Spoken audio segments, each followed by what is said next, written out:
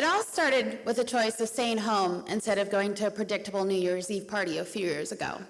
I remember doing the full work, so putting on my face, painting my nails, curling my hair, changing my clothes. I sat in my bed, all dolled up, and felt no desire to leave the house due to being plainly lazy. I bailed on my original plans, made up some excuse. My parents only encouraged me to come out of my den by pulling out the unpredictable game and competitive game of dominoes. When board games are brought out in our household, it means we're playing a very serious game. Board games are it was a family ritual for us. It was a way for us to spend actual quality time together. All my family members play with a competitive attitude. Lines will be drawn, and it will come down to each member looking out for themselves.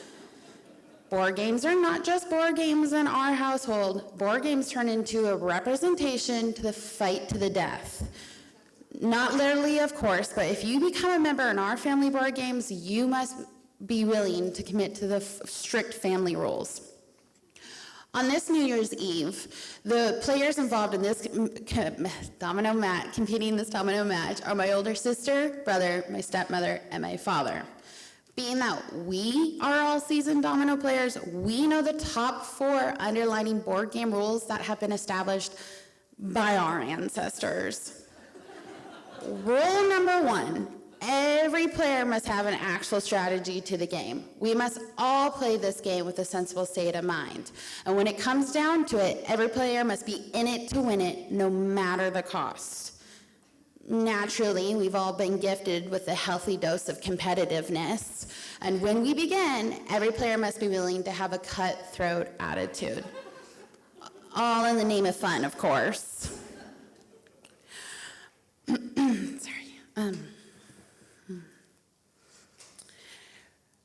Rule number 2, in order for the game to have elements of lightheartedness and airiness, wine must be present.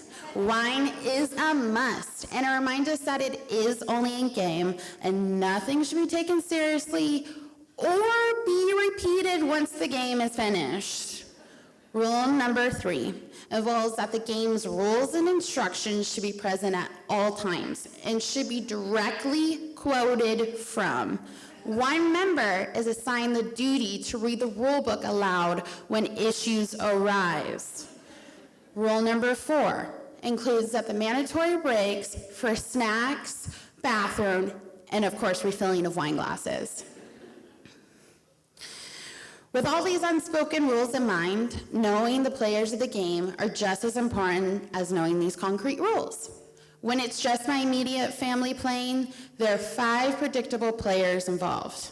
These players are ranked from the least threatening to the most ruthless. First, there's my older brother.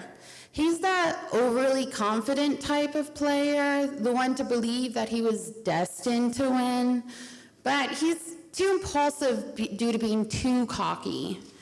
Then there's my sister. She is the wino in the family. She becomes happy and daring, but that leads to carelessness. Third, and the second skilled domino player is my stepmother. My stepmother continues to claim that there is a particular way of playing dominoes. There is an ultimate strategy or formula on how to have the lowest number of negative points. She swears to this equation so much that she's hell-bent on the fact that it'll help her win every hand. Her theory works about 30% of the time. Because dominoes is mostly about chance. Your winning is determined by the choices of the other players. The most skilled and well-seasoned domino player is my father. My father is neither overly confident or a wino, nor has an actual strategy to the game. He's the wild card in the game, the one who seems to know more than what appears on the surface. It's as if he has the capability to tap into the unknowing, and he's not outspoken about it, which paints him as an outlier. I am a combination of a predictable and unforeseeable type of player. I'm the baby in the family, so I'm usually underestimated by my siblings and babied by my parents. I'm half convinced that there is an actual way to playing dominoes, that there is a way to outcalculate and outmaneuver the other domino players. The other half of me plays with more of a risk-taking attitude. But I play to appear as an underdog because I am underestimated and overlooked. The game proceeds as expected.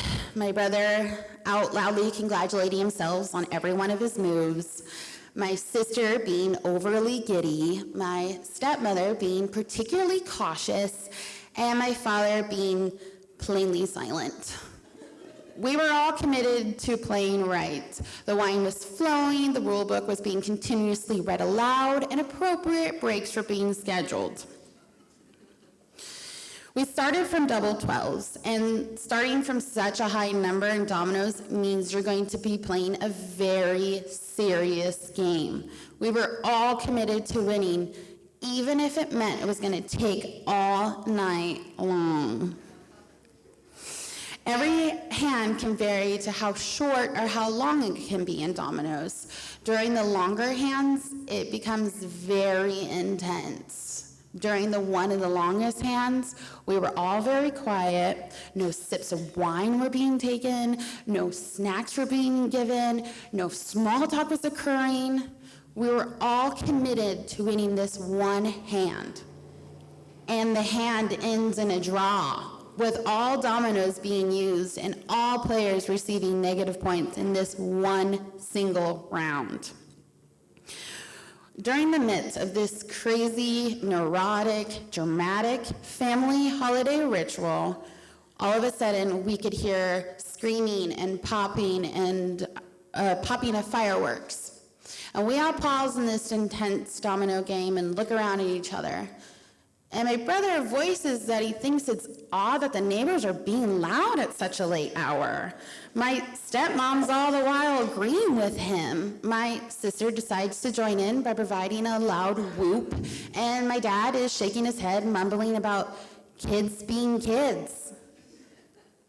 We had all forgotten it was New Year's Eve. Our domino game was that intense, we had blanked on it being an actual holiday. The game ends around 3:30 in the morning, and to this day, I can't recall who the overall winner was.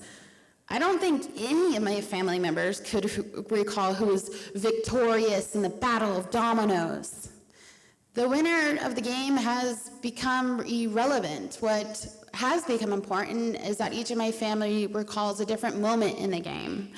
My stepmom continues to recant about her impressive domino skills, while my brother continuously noxiously claims he doesn't need to improve on his skills. My sister and I remember the amount of wine bottles we drank, and my father remembers how much he was laughing at us due to the amount of wine bottles we drank. Our holidays are not spent playing dominoes anymore. My parents are empty nesters with us kids all grown up and moved out. What has become important is the quality time instead of who the overall winner was. We pack up and we clean up and we head off to bed. And I remember right before I was about to fall asleep, my dad sticks his head out from his room and screams at the top of his lungs, "Happy New Year's." And it was.